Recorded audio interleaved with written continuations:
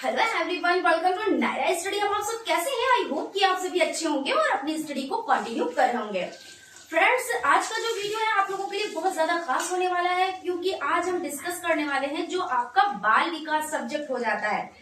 इसके देखिए, हमने पवन सीरीज के जितने भी बहुविकल्पी टाइप क्वेश्चंस थे, अति लघु उत्तरीय टाइप क्वेश्चंस थे, उनको सॉल्व कर लिया है।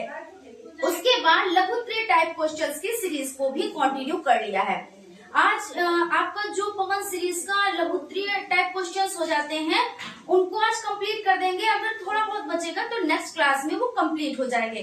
तो हमें लगा कि हमें डिटेल में डिस्कस करनी चाहिए स्टार्टिंग से। जो चीजें इंपॉर्टेंट है, जो चीजें बहुत ज्यादा एग्जाम में पूछी जाती हैं, उन सब चीजों पर डिस्कस करेंगे और उतना ही डिस्कस करेंगे जितना आप लोगों के लिए जरूरी होता है। यानी कुछ चीजें क्या होती हैं कि बहुत लेंथी पढ़नी होती हैं, तो समझ में नहीं आता है कि क्या चीज पढ़े और क्या चीज ना पढ़े। और कुछ चीजें ऐसी होती हैं जिसका हम मतलब अगर समझ लेते हैं, उसको ट्रिक वाइज समझ लेते हैं, तो क्या होता है, चीजों को हमें समझना बहुत आसान हो जाता है और हम चीजों को आसानी से समझ सकते हैं। तो चलिए आज हम बाल विकास पर थोड़ी सी डिस्कस कर लेते हैं और उसको ट्रिक वाइज भी हम समझ लेते हैं। ठीक है, तो सबसे पहले हम समझेंगे बाल विकास। यानी बाल विकास होता क्या है? बाल विकास यानी बच्चों का विकास। ठीक है ना? तो बच्चों का जो विकास होता है वो कैसे होता है, कितनी अवस्थाएं होती हैं, हमें कितनी अवस्थाएं पढ़नी है। तो वैसे अवस्थाएं तो होती हैं, अगर हम बात करें तो जन्म से लेकर मृत्यु तक जो प्रक्रिया होती है वो निरंतर चलती रहती है। ऐसा तो नहीं है कि जैसे एक अवस्था आई, ठीक है, एक अवस्था आई, उसके बाद में क्या हुआ भाई, दूसरी अवस्था ने कहा रुको मैं आती हूँ, या पहली अवस्था कह रही है भाई तू ठहर मैं थोड़ी देर में आती हूँ, या मैं आ रही हूँ तो उसको एक्सेप्ट कर।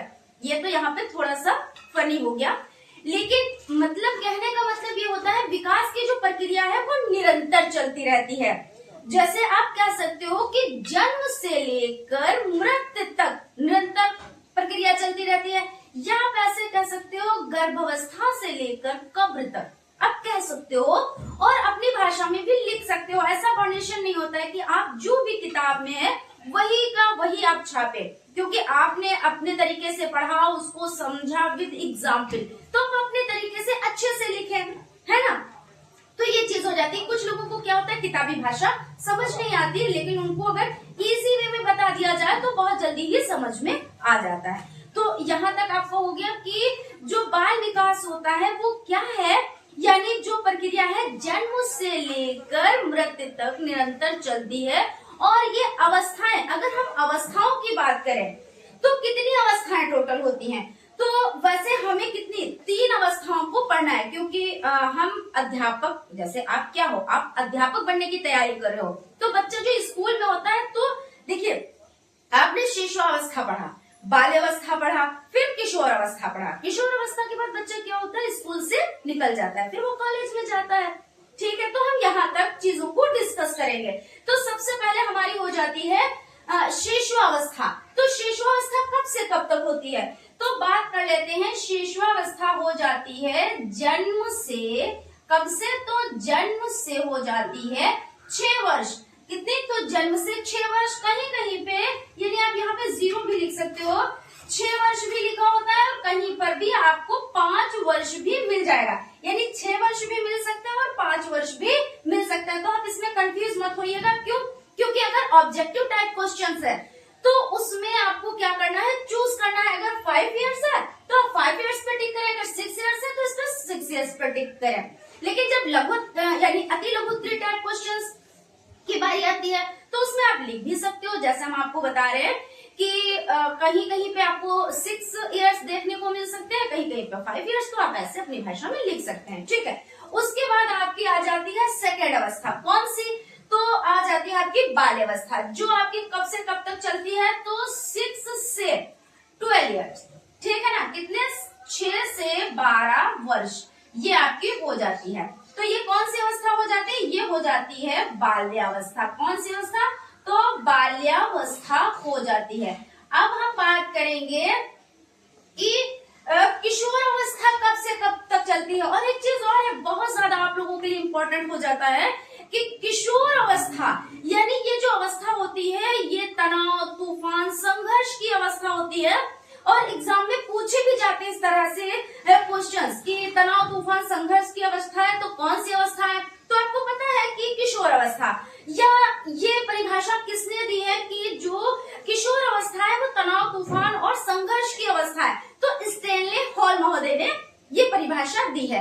तो आप लोग इसको याद रखिएगा अच्छे से, और कई बार हम इस पर डिस्कस भी कर चुके हैं, क्योंकि जो चीजें इंपॉर्टेंट होती है हम उसको बार बार रिपीट भी करते हैं कि आप लोग समझ जाएं कि ये चीज इंपॉर्टेंट है। ठीक है, तो यहाँ पर आपका हो गया। तो अगर हम बात करें किशोर अवस्था की, तो वो कब से कब तक, यानी उसका टाइम पीरियड क्या है? तो टाइम पीरियड की अगर हम बात कर ले तो 12 से 18 वर्ष, कहीं कहीं पे आपको देखने को मिल जाएगी 13 से 18 वर्ष। कितनी देखने को मिल जाएगी? तो 13 से 18 वर्ष। और किसी किसी में तो ये जो स्टेज होती है यानी किशोर अवस्था होती है, हम पढ़ कौन सी रहे यहाँ पे हम लिख देते हैं, तो किशोरावस्था, किशोरावस्था, ठीक है ना। तो किसी किसी में जो ये एज होती है यानी जो ये स्टेज होती है काफी टाइम तक चलती है, किसी किसी में तो 22 वर्ष तक भी चलती है। ठीक है, और ये जो एज हो जाती है इसमें अगर बच्चा चाहे तो वो कुछ बन सकता है, और बच्चा चाहे तो वो बिगड़ भी सकता है। कैसे? क्योंकि देखिए इसमें क्या होता है, अगर बच्चे पे ध्यान दिया जाए उसको, जैसे कि एकदम से इसमें इतने चेंजेस आते हैं, और जब चेंजेस आते हैं तो बच्चा क्या होता है वो समझ नहीं पाता है कि आखिर ये चेंजेस हमारे में हो कैसे रहे हैं। तो जब उसको ये चीजें बताई जाएंगी, क्योंकि देखिए शारीरिक परिवर्तन भी होते हैं, मानसिक परिवर्तन भी बहुत ज्यादा होते हैं, तो वो सोचता है ये सब हमारे साथ हो क्या रहा है। तो जब बच्चा सोचता है तो कभी कभी क्या होता है, इसकी एक टोली बन जाती है, टोली होती है ना, तो अपनी जो बातें होती हैं वो फ्रेंड्स में शेयर करता है। घर में इतनी चीजें नहीं पता होंगी, इस एज के जो बच्चे होते हैं वो घर में वो चीजें नहीं पता होंगी जितनी चीजें उनकी फ्रेंड्स को पता होंगी।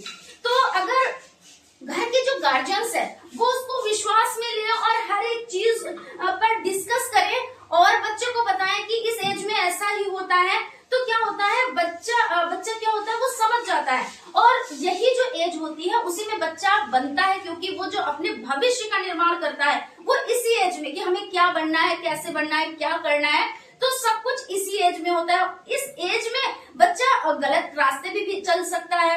क्यों? क्योंकि जब उसको कोई गाइड करने वाला नहीं होगा तो वो क्या होगा, वो गलत संगत में पड़ेगा, और जब गलत संगत में पड़ेगा तो उसको जो चीज अच्छी लगेगी वो उसको एक्सेप्ट कर लेगा।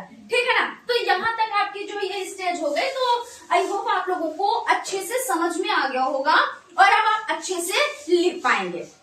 ठीक है, तो एक बार हम फिर से बता देते हैं कि जो ये विकास है, यानी जैसे आप बाल अवस्था के बारे में पढ़ रहे हैं, है ना, बाल विकास ये सब्जेक्ट है, तो ये जो होता है वो निरंतर चलता रहता है और इसमें ठहराव नहीं होता है। एक स्टेज आने पर दूसरी, जैसे एक स्टेज चल रही है यानी एक अवस्था चल रही है, जैसे मान लीजिए शिशु अवस्था चल रही है और बाल अवस्था आने वाली, तो उसके सिम्टम्स पता चल जाते हैं। फिर उसके बाद बाल अवस्था चल रही है, किशोर अवस्था आने वाली होती है, तो उसके सिम्टम्स पता चल जाते हैं। जैसे 12 वर्ष में किशोर अवस्था आएगी तो 11 वर्ष में ही पता चलने लगता है कि ये बच्चा बड़ा हो रहा है, ये किशोर अवस्था में आ रहा है, और उसको भी पता हो जाता है क्योंकि उसमें जो चेंजेस आ रहे होते हैं। हालांकि वो इतना उसको नहीं पता होता कि हमारी ये एज आने वाली है, ये सब चीजें होने वाली है, लेकिन उसमें परिवर्तन जो हो रहे हैं वो तो उसी के साथ हो रहे हैं ना, तो उसको उस चीज के बारे में नॉलेज होती है कि ये हमारे में जो परिवर्तन है ये तो नॉलेज है, लेकिन ये नॉलेज नहीं है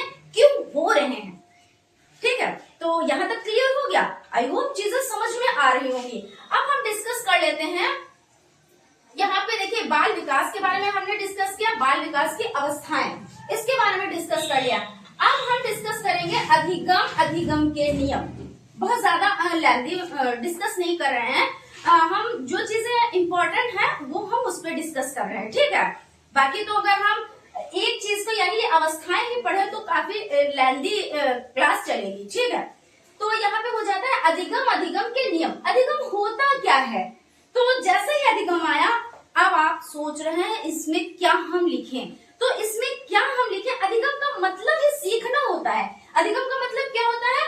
तो सीखना होता है। यहाँ पे हम कर लेते हैं, ठीक है ना, सीखना होता है जिसको आप लर्निंग, कुछ चीजें क्या होती हैं कि आप इंग्लिश में उसको याद कर ले तो अच्छे से समझ में आ जाता है, क्योंकि नेम जैसे चेंज कर दिया, सीखना ना लिख के अधिगम लिख दिया। अब आपको तो पता हो गया कि मैम ने बताया था तो हम लिख लेंगे, लेकिन कभी कभी कंफ्यूजन हो जाती है तो आप इंग्लिश में उसको याद कर ले, यानी लर्निंग। तो लर्निंग आपने याद कर लिया, यानी कि आपने समझ लिया कि सीखना। अब सीखना क्या है, यानी अधिगम लर्निंग के नियम। यहाँ पे ये हो जाता है कि आप अधिगम भी सीखे, अधिगम के बारे में जानेंगे और अधिगम के नियम क्या होते हैं ये आप सीखेंगे। तो यहाँ पे आपका हो जाता है कि हम जो चीजें सीख रहे हैं, क्योंकि बच्चा क्या करता है, हमेशा कुछ ना कुछ सीखता रहता है। ऐसा तो है नहीं कि जन्म के समय ही हर चीज उसको पता होती है, कुछ चीजें पता होती हैं, जैसे भूख प्यास। क्यों, अगर भूख लगी तो बच्चा रोने लगता है, प्यास लगी तो बच्चा रोने लगता है, लेकिन ये तो जन्मजात हमारी होती है। लेकिन जो हम अर्जित करते हैं, जो हम सीखते हैं, हम सीख के चीजों को, अब हम पढ़ रहे हैं तो क्या कर रहे हैं, आप रोज के रोज कुछ ना कुछ सीख रहे हैं। और ऐसा नहीं है कि आप सिर्फ जो एजुकेटेड बंदा है उसी से आप सीख रहे हैं, या अपने से जो बड़ा बंदा है आप उससे सीख रहे हैं, ऐसा जरूरी नहीं है। ये होता है कि हम अपने छोटे से भी कुछ सीखते हैं, जो एजुकेटेड बंदा नहीं हम उससे भी कुछ सीखते हैं, यानी हम जीवन पर्यंत सीखते रहते हैं। वो बात अलग की है कि जो हम विद्यालय में शिक्षा लेते हैं तो उसका नाम अलग हो जाता है। जैसे विद्यालय में हमने शिक्षा ली तो उसका क्या होता है, एक टाइम टेबल होता है, एक सिलेबस होता है, और शिक्षक द्वारा वो शिक्षा दी जाती है, एक उसके लिए स्थान होता है। तो जब ये सब चीजें होती हैं तो क्या होता है कि वो शिक्षा हमारी औपचारिक होती है, यानी कि एक टाइम से जाना है, टाइम से आना है। ठीक है, मान लीजिए जो भी आप क्लास में है उसके अकॉर्डिंग ही आपको सिलेबस मेंटेन करना, उसके अकॉर्डिंग आपको ही पढ़ाई करनी है। ठीक है, शिक्षक के द्वारा आपको पढ़ना है। ये हो गई औपचारिक शिक्षा। अब अगर हम बात करें अनौपचारिक शिक्षा की, तो अनौपचारिक शिक्षा आपकी ऐसी होती है जैसे आप कहीं पे जा रहे हैं, मान लीजिए आप रास्ते में हैं, आपको कुछ सीखने को मिल गया, आपके घर में कोई आया, आपने उससे सीख लिया, आप अपने पड़ोस में गए, आपने कुछ सीख लिया। यानी कहने का मतलब है जो अनौपचारिक शिक्षा होती है वो जीवन पर्यंत हमें मिलती रहती है और हम कुछ ना कुछ सीखते रहते हैं। तो आप लोग समझ चुके होंगे कि आपका अधिगम यानी सीखना होता क्या है, और औपचारिक और अनौपचारिक ये भी आपने सीख लिया कि औपचारिक किसको कहते हैं। औपचारिक जो हम जिसके लिए एक निश्चित जगह होती है, निश्चित सिलेबस होता है, निश्चित टाइम होता है, वो औपचारिक होती है, और जो हम कभी भी कहीं भी सीख सकते हैं वो अनौपचारिक शिक्षा हो जाती है। ठीक है, तो यहाँ तक आपको हो गया। अधिगम के नियम, नियम क्या है अधिगम के, तो यहाँ पे ये हो जाता है कि देखिए जब आप सीख रहे हैं तो जैसे आपने थॉर्नडाइक के बारे में पढ़ा, थॉर्नडाइक क्या है, पशु मनोवैज्ञानिक है। तो इन्होंने बताया कि सीखने के नियम भी होते हैं, जैसे 8 नियम होते हैं। तो कौन कौन से नियम, 8 नियम होते हैं। तो सबसे पहले जो 8 नियम है यहाँ पे देख लेते हैं, टोटल कितने नियम है, 8 नियम है। और इसमें आपके क्या हो जाते हैं, जो 5 नियम है वो हो जाते हैं गॉड नियम। कौन से हो जाते हैं, गॉड नियम। और आपके क्या हो जाते हैं, जो आपके 3 नियम हो जाते हैं वो हो जाते हैं मुख्य नियम। अब क्या है, पहले मुख्य नियम पर हम डिस्कस करते हैं, आप लोगों के लिए बहुत ज्यादा इंपॉर्टेंट है, हालांकि ये सभी आपके लिए इंपॉर्टेंट है। यानी कितने नियम है टोटल, तो 8, मुख्य नियम कितने हैं तो 3, और गॉड नियम कितने हैं तो 5 नियम है। तो इनके नाम भी आपको पता होना चाहिए, और मुख्य नियम के तो खास तौर से आपको ये नियम एकदम रटे होने चाहिए, इनका नेम भी रटे होने चाहिए। ठीक है, तो इसमें क्या होता है, हम अभ्यास के नियम से स्टार्ट करते हैं। तो अभ्यास का नियम सबसे पहले यहाँ पे लिख देते हैं कि अभ्यास का नियम फर्स्ट नंबर पे आपका हो जाता है अभ्यास का नियम। ठीक है, अभ्यास का नियम। तो अभ्यास का नियम क्या है, अब आपको नाम से ही पता चल रहा होगा कि अभ्यास का नियम का मतलब है आप जैसे कोई चीज को पढ़ रहे हो, मान लीजिए आपने ये क्लास आज अटेंड की, आपने नोट्स नहीं बनाए, कोई चीज आपने लिखी नहीं, और एक बार आपने इसको अटेंड किया, तो क्या चीजें समझ में आ गए? नहीं। क्यों? क्योंकि सारी चीजें नहीं समझ में आएंगी। अभी तो लग रहा होगा कि मैम बता रही है, हमारे सब कुछ समझ में आ गया और हम अच्छे से कर पाएंगे, कुछ चीजें तो आप कर लेंगे, लेकिन जो चीजें याद करने वाली है क्या आप उसको कर पाएंगे? जाएंगे, आप उसका रिवीजन करेंगे, अभ्यास करेंगे। कहते नहीं कि अभ्यास करते करते चीजें इतनी माइंड में सेट हो जाती हैं कि फिर उनको कभी भूलो ही ना। तो बिना अभ्यास के क्या सीखना सरल है? नहीं, क्योंकि अभ्यास के बिना हम चीजों को नहीं सीख सकते। आज तो हमने सीख लिया, देख लिया, लेकिन एक टाइम पे क्या हम उसको भूल जाते हैं। लेकिन जब हम अभ्यास करते हैं तो चीजों को हम नहीं भूलते हैं। तो ये हो जाता है अभ्यास का नियम, जो आप लोग करते भी है कि भाई कल हमने पढ़ा था, आज उसका हम रिवीजन करेंगे और तब हम नया पढ़ेंगे। अब अभ्यास का नियम हो जाता है। और हो जाता है सेकंड, आपका हो जाता है प्रभाव का नियम। प्रभाव का नियम देखिए क्या होता है, प्रभाव का नियम। और यहाँ पे एक नियम और है, वो भी लिख दें, उसके बाद हम डिस्कस करें। अभ्यास का नियम, प्रभाव का नियम और क्या तत्परता का नियम। क्या हो जाता है? तत्परता का नियम। तत्परता का नियम, ठीक है ना। तो ये आपका हो जाता है तत्परता का नियम। यानी हमारे पे जब कोई चीज का प्रभाव पड़ता है तभी तो हम उस चीज को पढ़ेंगे। जैसे मान लीजिए आप ये क्लास क्यों अटेंड कर रहे हैं? क्यों? क्योंकि आपने एडमिशन लिया है डीएलएड में और आपको क्या करना है? आपको टीचर बनना है। तो आपको जो चीजें सीखनी है, तो क्यों सीखनी है? क्योंकि हमें कुछ बनना है। और यही तत्परता का नियम, यानी तत्पर है, आप किसी चीज के लिए तैयार है। जैसे जब आप तैयार होंगे तभी तो आप चीजों को सीख पाएंगे, वरना हम आपको ऐसे ही बताते रहेंगे और आप चीजों को नहीं समझेंगे। क्यों नहीं समझेंगे? क्योंकि आप तैयार ही नहीं है। और जब तैयार नहीं है तो चीजों को कैसे सीखेंगे? तो ये सब चीजें इंपॉर्टेंट हो जाती है। अभ्यास का नियम, प्रभाव का नियम और तत्परता का नियम, ये सभी नियम जरूरी होते हैं ना हमें सीखने के लिए। तो ये आपके हो जाते हैं 3 नियम। कौन से? तो मुख्य नियम हो जाते हैं। अब अगर गौड़ नियम की बात की जाए तो गौड़ नियम में आपका हो जाता है मनोवृत्ति का नियम हो जाता है, बहु अनुक्रिया का नियम हो जाता है, आंशिक क्रिया का नियम हो जाता है, अनुरूपता का नियम हो जाता है और संबंधित परिवर्तन का नियम भी हो जाता है। तो ये आपके 5 नियम है। आप इन नियम को याद कर लीजिएगा, आपके ऑब्जेक्टिव टाइप में आ जाते हैं। अब यहाँ पे देख लेते हैं थॉर्नडाइक का प्रयास एवं त्रुटि का सिद्धांत। तो थॉर्नडाइक का जो प्रयास एवं त्रुटि का सिद्धांत हो जाता है, आपने थॉर्नडाइक के बारे में तो सुना, ठीक है। इन्होंने किस पे प्रयोग किया? क्योंकि ये पशु मनोवैज्ञानिक थे, पशु पर प्रयोग किया। इन्होंने चूहे पे भी किया, मुर्गी पे भी किया और किस पे किया? और बिल्ली पे भी किया। तो पहले हम ट्रिक समझ लेते हैं, उसके बाद इनके नियम को समझते हैं। तो थॉर्नडाइक की बिल्ली छोटी सी भूल, क्या? थॉर्नडाइक की बिल्ली छोटी सी भूल और पावलोव का कुत्ता क्लासिकल कूल, स्किनर का चूहा करे क्रिया प्रसूत और कोहलर के चिंपैंजी को आ गई सूझ। अब आपको क्या इसमें समझ में आया? अब इसमें समझ में ये आया आपको कि हम इस तरह से याद कर सकते हैं कि थॉर्नडाइक ने जो प्रयोग किया वो किस पे किया? तो बिल्ली पर प्रयोग किया।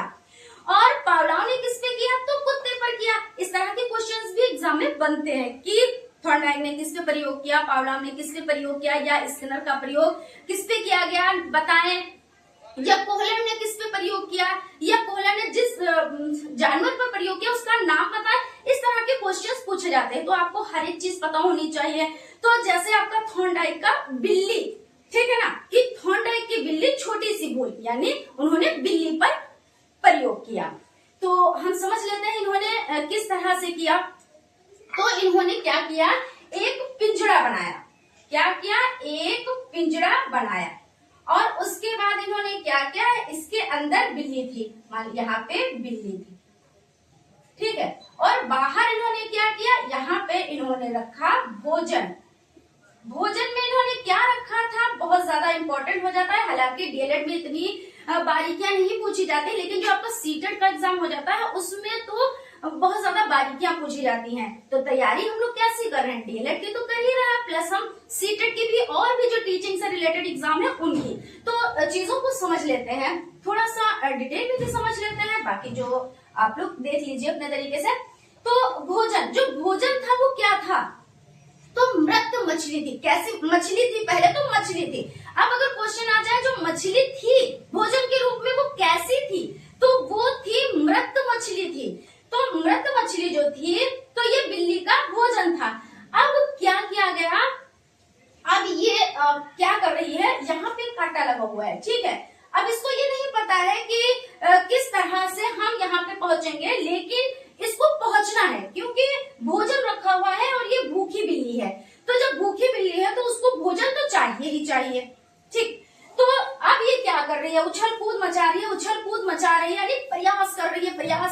बार बार प्रयास भी करेगा। जब कोई बंदा प्रयास करता है और उसको उस चीज के बारे में नॉलेज नहीं होती है तो क्या होता है, उसमें त्रुटियां भी आती हैं। और जब त्रुटियां आती है यानी गलतियां, तो गलतियां हमारा पार्ट वो नहीं है जो हमें नेगेटिव हम जिसको माने। जो गलतियां हमारी होती हैं वो पॉजिटिव होती हैं, क्योंकि हम क्या करते हैं, गलतियां करके ही सीखते हैं। तो क्या कर रहे हैं, ये प्रयास कर रहे हैं और उसमें क्या कर रहे हैं, त्रुटि कर रहे हैं। तो जब त्रुटि कर रहे हैं तो एक टाइम आएगा जो यहाँ पे जो ये तार लगा हुआ है और बिल्ली का पैर पड़ेगा इस पे, और जब बिल्ली का पैर पड़ेगा तो ये खट से खुल जाएगा। और जब खुलेगा तो बिल्ली क्या करेगी, भागती हुई यहाँ पे आएगी और उसको भोजन प्राप्त हो जाएगा और उसकी भूख क्या होगी, मिट जाएगी। तो ये इसका क्या है, उद्दीपक है। क्या है, उद्दीपक। अब देखिए यहाँ पे समझिए, अब फिर से यहाँ पे क्या किया गया, अब यहाँ पे बिल्ली को फिर से पिंजरे में बंद किया गया। अब उसको थोड़ा सा कम टाइम लगा, क्यों, क्योंकि एक बार तार पे पैर पड़ा था तो ज्यादा टाइम लगा था, क्योंकि उसको बिल्कुल भी नॉलेज नहीं था कि निकलना आखिर कहाँ से है, तो टाइम लगा। लेकिन दूसरी बार उसको उससे थोड़ा कम टाइम लगा। क्यों कम टाइम लगा, क्योंकि उसको पता था यहीं पे कोई ऐसी चीज लगी हुई है जिसपे हमारा पैर पड़ेगा और वो खुल जाएगा। अब दोबारा में क्या हुआ, बिल्ली फिर से आ गई अपने भोजन के पास, फिर उसको थोड़ा सा कम टाइम लगा। तीसरी बार यही प्रयोग हुआ, उससे कम टाइम लगा। चौथी बार प्रयोग हुआ तो बिल्कुल भी कम टाइम लगा। यानी उसने क्या किया, तार पे पैर रखा और खट से पिंजरा खुल गया और वो अपने भोजन के पास आ गई। यानी कहने का मतलब ये होता है कि जब हम प्रयास करते हैं तो उसमें गलतियां भी होती हैं और क्या होता है, टाइम भी लगता है। लेकिन एक टाइम ऐसा आता है कि गलतियां भी नहीं होती हैं और टाइम भी नहीं लगता है और हम वो वर्क कर लेते हैं। यानी ये बच्चों के लिए कैसे इंपॉर्टेंट हो जाता है भाई, बहुत इंपॉर्टेंट हो जाता है। क्योंकि कुछ बच्चे तो ऐसे होते हैं, जैसे भाई क्लास में 35 बच्चे हैं, 30 बच्चे बैठे हुए हैं। अब टीचर क्या है, सबको एक साथ पढ़ाती है, लेकिन क्या होता है, कुछ बच्चों की ज्यादा जल्दी समझ में आ जाता है, कुछ बच्चों को क्या होता है, देर में समझ में आता है। लेकिन जो बच्चों को देर में समझ में आता है तो उनके लिए कितना ही लाभकारी है कि वो बार बार चीजों को सीख रहे हैं, गलती कर रहे हैं, चीजों को सीख रहे हैं, गलती कर रहे हैं। लेकिन एक टाइम आएगा जो बच्चे गलती नहीं करेंगे और चीजों को बिना गलती किए हुए ही सीख जाएंगे। तो है ना, ये शिक्षा में इसका बहुत महत्व हो जाता है। तो इस तरह से ये आपका हो जाता है थॉर्नडाइक का प्रयास एवं त्रुटि का सिद्धांत। हम ठीक एक बार से फिर से आपको बताते हैं कि थॉर्नडाइक की बिल्ली छोटी सी भूल और पावलोव का कुत्ता क्लासिकल भूल और स्किनर का चूहा करे क्रिया प्रसूत और कोहलर के चिंपैंजी को आ गई सूझ। अब थॉर्नडाइक की बिल्ली के बारे में तो हमने पढ़ लिया। अब नेक्स्ट क्लास में हम लोग क्या करेंगे, पावलोव का कुत्ता पढ़ेंगे, स्किनर का चूहा के बारे में पढ़ेंगे और कोहलर के चिंपैंजी के बारे में पढ़ेंगे। हालांकि हम लोग क्या कर चुके हैं, हम लोग पवन सीरीज के क्वेश्चंस को कंटिन्यू कर चुके हैं, तो उसमें इन सब चीजों को हम लोग समझ चुके हैं। लेकिन हमें लगा कि आप लोगों को इन चीजों के बारे में और भी बताना चाहिए, जिससे आप लोगों के लिए चीजें आसान हो जाए और क्वेश्चंस यहीं से बनते हैं। तो फ्रेंड्स, नेक्स्ट क्लास में हम लोग क्या करेंगे, रुचि, अवधान और जो आपके ये पावलोव के बारे में, स्किनर के बारे में, कोहलर के बारे में और भी चीजें, बुद्धि के बारे में, इन सभी चीजों के बारे में हम लोग डिटेल में डिस्कस करेंगे। और अभी इसमें थोड़ी सी क्लास लेंथी होगी, क्योंकि जो क्वेश्चंस बचे हुए हैं आपके पवन सीरीज में उनको भी कंटिन्यू कर देंगे तो आपका यहाँ पे कंप्लीट हो जाएगा। और उसके बाद हम लोग डिस्कस कर लेंगे और फिर हम लोग अदर सब्जेक्ट और भी उनको भी कंटिन्यू करेंगे। क्वेश्चन है, शिक्षा में व्यक्तित्व भिन्नता के प्रभाव की विवेचना कीजिए या आयु एवं बुद्धि के सह संबंध को समझाइए। तो इसमें देख लेते हैं व्यक्तित्व भिन्नता के प्रभावी कारक। व्यक्तित्व भिन्नता का प्रभाव अधिगम प्रक्रिया तथा उसकी उपलब्धि पर पड़ता है। बुद्धि तथा व्यक्तित्व भिन्नता के आधार हैं। इसके कारण सीखने की क्रिया प्रभावित होती है। व्यक्तित्व भिन्नताओं के विभिन्न कारण हैं, जिसमें से महत्वपूर्ण कारक निम्नांकित हो जाते हैं। यानी क्या हो जाता है, यहाँ पे आप देख सकते हो कि व्यक्तित्व भिन्नता, तो इसमें अलग अलग होते हैं ना, बुद्धि भी अलग अलग होती है, सबकी व्यक्तित्व भिन्नता होती है। तो इसके बारे में जानेंगे। वंशानुक्रम कि ये भिन्नता होती क्यों है। तो सबसे पहले आपका हो जाता है वंशानुक्रम। वंशानुक्रम में वे सभी जीन सम्मिलित हैं जो एक बालक को उनके माता पिता के गर्भधारण के समय प्राप्त होते हैं। वंशानुक्रम एक प्रकार की वंश परंपरागत शक्ति है जिसके द्वारा माता पिता और पूर्वजों के गुण नवनिर्मित शिशु में स्थानांतरित होते हैं। इसमें शारीरिक मानसिक दोनों प्रकार के गुणों का स्थानांतरण होता है। मन भी वंशानुक्रम को व्यक्तिगत भिन्नताओं का कारण स्वीकार करते हुए लिखते हैं, हम सबका जीवन एक ही प्रकार से आरंभ होता है, फिर भी इसका क्या कारण है कि जैसे जैसे हम बड़े होते हैं हम लोगों में अंतर होता जाता है। इसका एक ही उत्तर है कि हम सबका वंशानुक्रम भिन्न भिन्न है। यानी कहने का मतलब ये है कि जब हम जन्म लेते हैं तो सब एक ही जैसे होते हैं, लेकिन उसके बाद जब हम धीरे धीरे बड़े होते हैं तो अंतर हो जाता है। ठीक है, तो ये क्यों होता है? तो इसका जो कारण होता है वो वंशानुक्रम में भिन्नता होता है या वंशानुक्रम भिन्न भिन्न है, इसलिए ऐसा होता है। वातावरण का भी बहुत महत्व है। व्यक्तित्व भिन्नताओं का दूसरा महत्वपूर्ण कारण है वातावरण।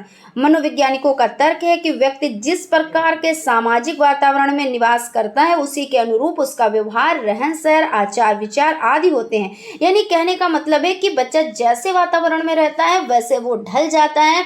जैसे आप ऐसी जगह पे रह रहे हैं जहाँ बहुत ज़्यादा गर्मी है तो आप उसके अकॉर्डिंग ढल जाते हैं। कहीं पे ऐसा है जहाँ पे बहुत ज़्यादा सर्दी होती है और 12 महीना सर्दी रहती है तो आप उसके अकॉर्डिंग ढल जाते हैं। अब इधर का जो हो जाता है 4 महीना गर्मी, 4 महीना बारिश और 4 महीना सर्दी, तो यानी आप इसके अकॉर्डिंग ढल गए। तो ये होता है कि जैसा वातावरण होता है। और दूसरी बात, ये तो हो गई मौसम की बात। अब माहौल जैसा होता है उसके अकॉर्डिंग भी बच्चा ढलता है। तो वातावरण बहुत बड़ा महत्व रखता है ना।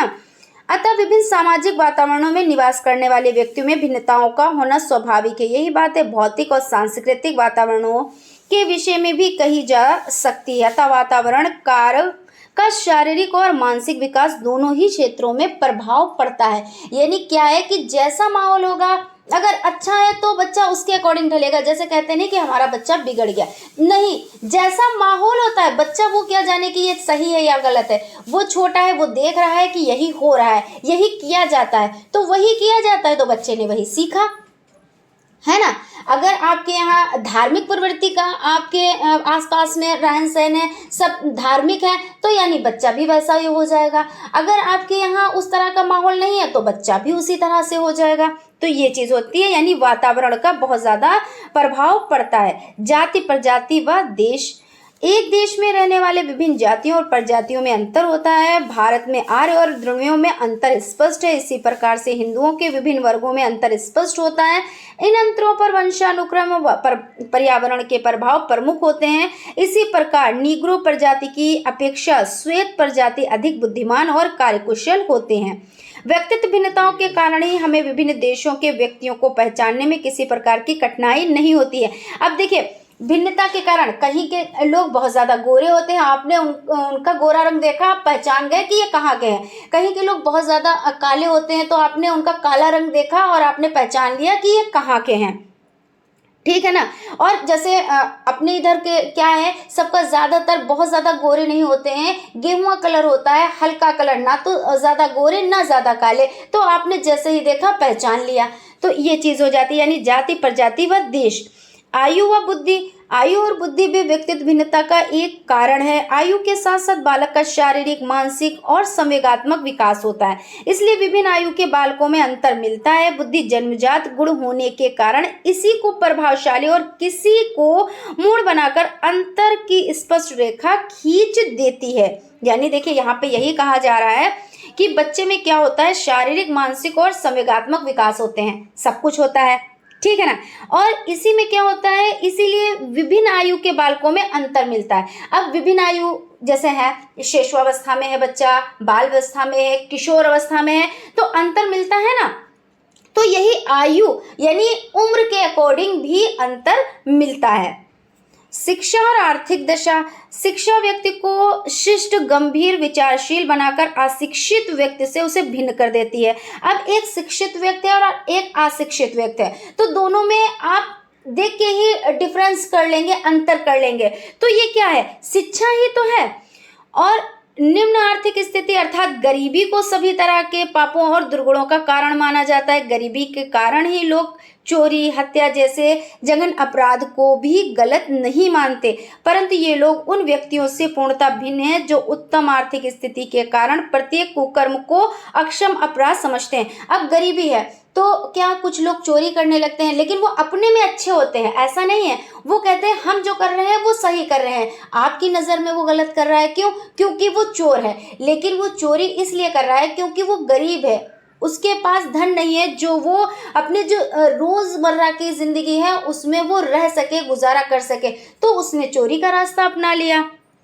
तो ये चीज़ हो जाती है। लेकिन आपने क्या किया, शिक्षा यानी शिक्षित व्यक्ति और अशिक्षित व्यक्ति को देखा तो अंतर कर लिया, गरीब को देखा और अमीर को देखा तो आपने उसमें अंतर कर लिया, तो यही आर्थिक दशा हो जाती है ना। तो इस तरह से यहाँ तक आपका ये कंप्लीट हो जाता है। ध्यान को प्रभावित करने वाले कारक बताएं, तो ध्यान को प्रभावित करने वाले कारकों को हम दो भागों में बांट सकते हैं, बाह्य कारक और आंतरिक कारक। तो इसमें बाह्य कारक में क्या क्या आता है, तो उत्तेजना का स्वरूप, अच्छे या निश्चित रूप वाली वस्तुएं हमारा ध्यान आकर्षित करने में सफल होती है, जैसे बगीचे में अन्य फूलों के बीच गुलाब का फूल हमें आकर्षित करता है। यानी यहाँ पे उत्तेजना का स्वरूप है। कोई भी चीज़ है, अभी आप शॉपिंग करने जाएं, 10 वहाँ पे मान लीजिए सूट ही आप खरीद रहे हैं, 10 सूट वहाँ पे हैं, तो जो सबसे अच्छा होगा वही उसी पे आपकी नज़र पड़ेगी। या बगीचे में जाएंगे, सारे फूल लगे हैं, लेकिन जहाँ पे गुलाब का फूल लगा हुआ है वो उस पर आप सबसे पहले उस पर आपकी नज़र पड़ जाएगी, है ना। उत्तेजना की तीव्रता, उत्तेजना अपनी तीव्रता के कारण हमारा ध्यान आकर्षित कर लेती है, जैसे तीव्र प्रकाश, तीव्र ध्वनि, तीव्र गंध। यानी क्या होता है, जो उत्तेजना की तीव्रता जब होती है, यानी तीव्रता का मतलब ज्यादा यानी कोई चीज़ ज़्यादा है, आप ऐसे कह सकते हो। तो उसमें क्या है, बहुत ज़्यादा प्रकाश है, तो होता नहीं अरे बहुत ज़्यादा प्रकाश है, उसकी तरफ रोशनी, मतलब उसकी तरफ ध्यान चला गया, रोशनी की तरफ ध्यान चला गया। या बहुत ज़्यादा आवाज़ें आ रही हैं तो आपका ध्यान उधर चला गया। या बहुत ज़्यादा खुशबू या ऐसे स्मेल मतलब आ रही है तो आपका ध्यान उधर ही चला जाता है। तो इसको क्या कहते हैं, इसको उत्तेजना की तीव्रता कहते हैं। अब उत्तेजना का आकार, छोटे आकार की वस्तु की अपेक्षा बड़े आकार की वस्तु हमारा ध्यान क्या करते हैं, जल्दी आकर्षित करते हैं, जैसे पूर्ण चंद्रमा, बड़े अक्षर आदि। उत्तेजना की स्थिति, ध्यान पर उत्तेजना की स्थिति का भी प्रभाव पड़ता है, जैसे समाचार पत्र के मुख्य पृष्ठ पर छपे समाचार। उत्तेजना की गति, गतिशील वस्तुओं पर ध्यान सरलता से जाता है, जैसे जलते बुझते बल्ब, चलती ट्रेन। उत्तेजना की नवीनता, नवीन वस्तुएं, नए खेल आदि हमारा ध्यान आसानी से आकर्षित करते हैं। उत्तेजना की दुर्बलता, वातावरण में दुर्लभ वस्तुओं की ओर हमारा ध्यान जल्दी आता है, गाय बकरी की अपेक्षा शेर, जिराफ, भालू की ओर ध्यान जाता है। उत्तेजना की रहस्यमयता, रहस्यमय वस्तुओं की ओर उन्मुखता के कारण जल्दी ध्यान जाता है, जैसे जादू के खेल आदि। उत्तेजना की परिवर्तनशीलता, कोई वस्तु चलते चलते यदि रुक जाए तो उस पर हमारा ध्यान जाता है, जैसे चलती हुई गाड़ी का रुकना।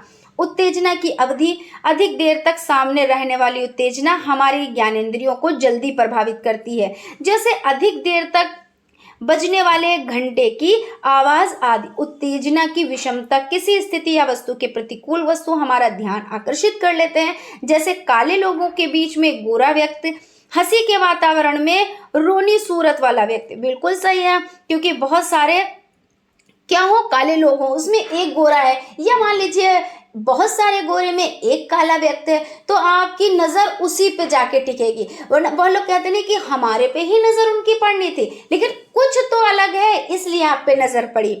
और जब हंसी का माहौल हो तो वहाँ पे एक रोतड़ी जैसी शक्ल है, कोई रो रहा है, रोने जैसी शक्ल बनाए तो उस पर चला जाएगा। या बहुत सारे लोग हैं, वो कुछ ऐसी मतलब दुखद घटना हो गई जो सभी लोग सीरियस हैं, सभी लोग रो रहे हैं और उसमें कोई एक हंस रहा है, जैसे ऐसा हो नहीं जाता है तो उस पर नज़र पड़ जाती है कि देखो ऐसे मतलब ऐसी सिचुएशन है, ऐसी सिचुएशन में सब लोग क्या थे, दुखी थे, रो रहे थे, लेकिन वो बंदा क्या था, वो हंस रहा था। यानी क्या है कि उस पर सबसे पहले नज़र पड़ती है। लेकिन बहुत लोगों का कहना ये हो जाता है, हमें को वो सब देख रहे थे क्या, अरे आप सबसे अलग थे ना, इसीलिए तो आपको देख रहे थे। उत्तेजना की पुनरावृत्ति, उत्तेजना की पुनरावृत्ति ध्यान आकर्षित करने में विशेष प्रभाव डालती है, जैसे पाठ पढ़ने के बाद उसकी पुनरावृत्ति छात्रों का ध्यान आकर्षित करती हैं। ठीक है।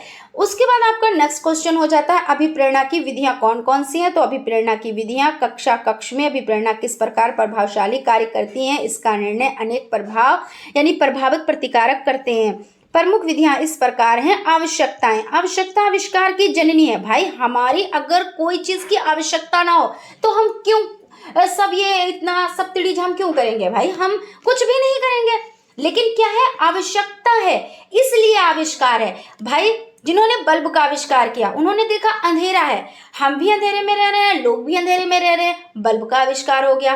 ठंडे पानी की नीड हुई कि ठंडा पानी होना चाहिए, फ्रिज का आविष्कार हो गया। प्रेस है, भाई कपड़े में सिकुड़न है और ऐसा क्यों है, अच्छे भी नहीं लग रहे हैं, शोभा नहीं दे रहे हैं, प्रेस का आविष्कार हो गया। मतलब जितनी भी चीजें हैं, अब ट्रेन है, आविष्कार क्यों हुआ भाई, पहले लोग क्या करते थे, थोड़ी सी दूरी एक एक महीने में, दो दो महीने में वो तय करते थे।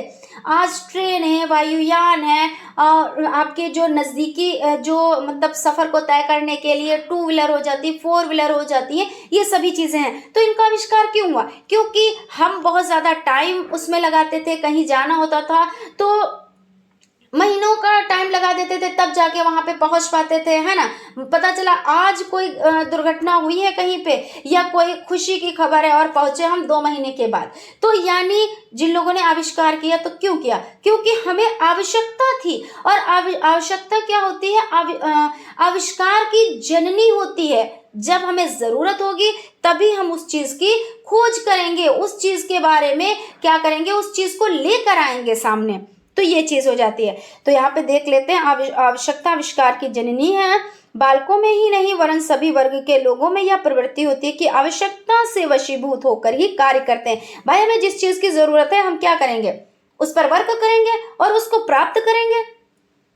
रुचि क्या है, तो रुचि जिस पाठ या कार्य में बालक की रुचि होती है वे उस कार्य को जल्दी सीख लेते हैं। जैसे पाठ्यवस्तु के पाठ्यक्रम प्रस्तुतिकरण के लिए होनी चाहिए जिसमें बालक की रुचि हो।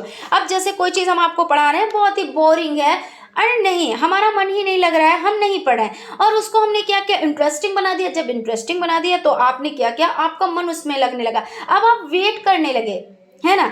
तो ये चीज हो जाती है। यानी कहने का मतलब ये है कि रुचि बहुत जरूरी है। जब आप में रुचि होगी तभी आप चीजों को सीख पाएंगे। आदतें, बच्चे की आदतें नए ज्ञान को विकसित करने में सहायक होती हैं। नया ज्ञान पूर्व ज्ञान पर आधारित हो जाए तो पाठ विकास में सहायता मिलती है।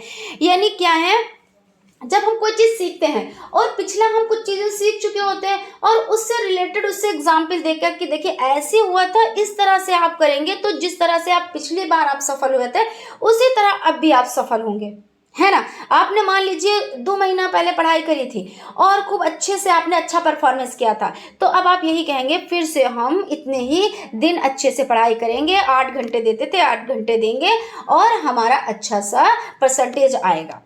यही तो है ना। तो आपने पिछला जो आपने क्या किया, आपने पिछले ज्ञान से आपने नए ज्ञान की क्या की, शुरुआत की और उस पर वर्क किया। अब है अभिप्रेरणा के स्रोत। अभिप्रेरणा के 4 प्रमुख स्रोत हैं, आवश्यकताएं, चालक, उद्दीपक, प्रेरक। सांख्यिकी से आप क्या समझते हैं, शिक्षा में इसकी उपयोगिता बताएं। तो सांख्यिकी की परिभाषा सबसे पहले आपको हो जाता है, इंपॉर्टेंट हो जाती है परिभाषा, आप लोग याद कर लीजिएगा। बावले के अनुसार सांख्यिकी अनुसंधान के किसी विभाग से संबंधित तथ्यों का ऐसा संख्यानात्मक विवरण है जिन्हें एक दूसरे से संबंध में रखा जा सकता है। वॉलिस तथा रॉबर्ट सांख्यिकी रीतियों का वह समूह है जिसके द्वारा अनिश्चितता के मध्य बुद्धिमानी से निर्णय लिया जा सकता है। क्रॉक्सन और काउंडर सांख्यिकी को संख्यात्मक तथ्यों का संग्रहण, प्रस्तुतिकरण, विश्लेषण तथा विवेचन कहा जा सकता है। सांख्यिकी की प्रकृति। सांख्यिकी की प्रकृति के स्पष्टीकरण पर हम बताना चाहेंगे कि सांख्यिकी विज्ञान भी है, कला भी है। हम इसकी अलग अलग व्याख्या करेंगे। सांख्यिकी विज्ञान है, कैसे है, किसी क्रमबद्ध ज्ञान को हम विज्ञान कहते हैं। विज्ञान के अध्ययन की विधियां सर्वमान्य और सार्वभौमिक होती हैं। पूर्वानुमान लगाने का आधार विज्ञान के नियम होते हैं। विज्ञान कारण तथा परिणाम से संबंध स्थापित करना है। विज्ञान के ऊपर वर्णित गुण सांख्यिकी में मिलते हैं। सांख्यिकी भी ज्ञान का क्रमबद्ध अध्ययन करती है। इसके नियम सर्वमान्य तथा सार्वभौमिक होते हैं। इस कारण सांख्यिकी को विज्ञान कहा जाना चाहिए। सांख्यिकी कला है।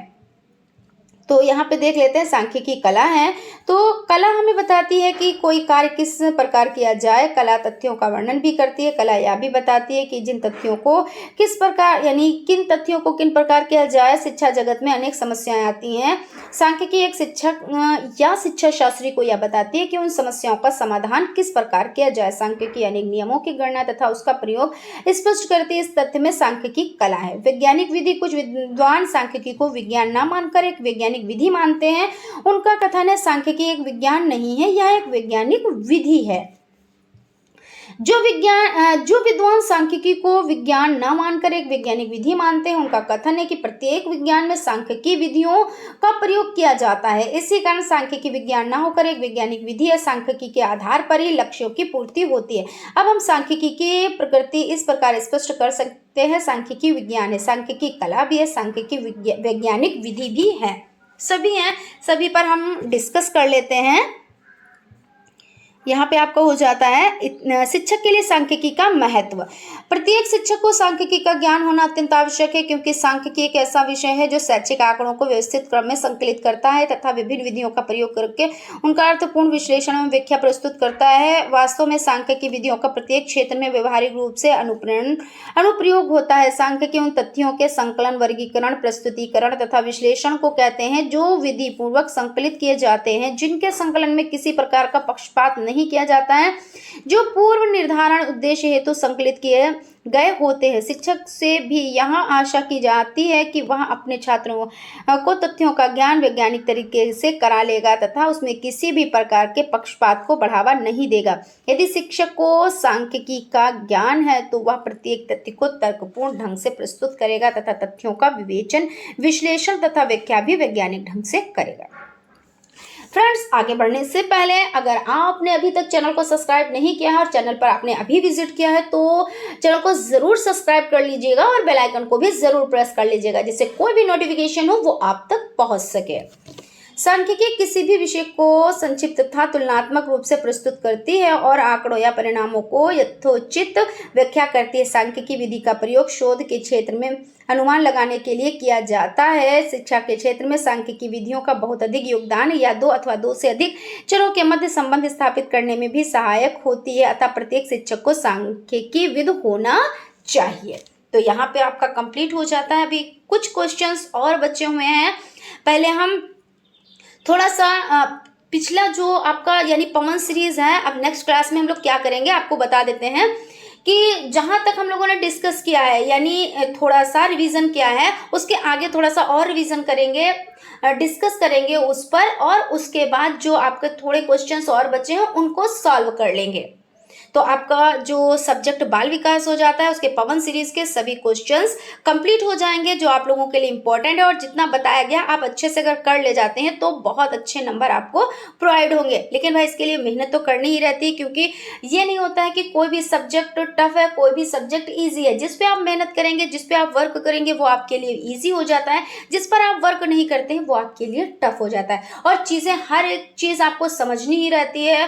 वो जब चीज़ें सीखी जाती हैं तभी वो आपके लिए आसान हो पाती हैं। ठीक है। और जैसे कुछ कमेंट आ रहे हैं कि जैसे मैथ में अगर आप वीक है तो आप टेंशन बिल्कुल भी ना लें, आप क्लासेस अटेंड करें और बहुत ही सरल भाषा में आप लोगों को बताया गया है। हर एक चीज़ ट्रिक से समझाई गई है।